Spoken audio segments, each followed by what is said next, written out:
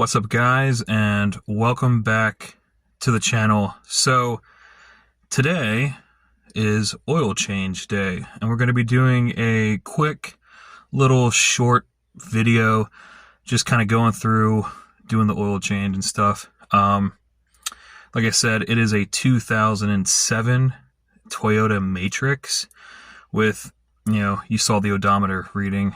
We're like somewhere around 170,000 miles, which is pretty good for a 2007.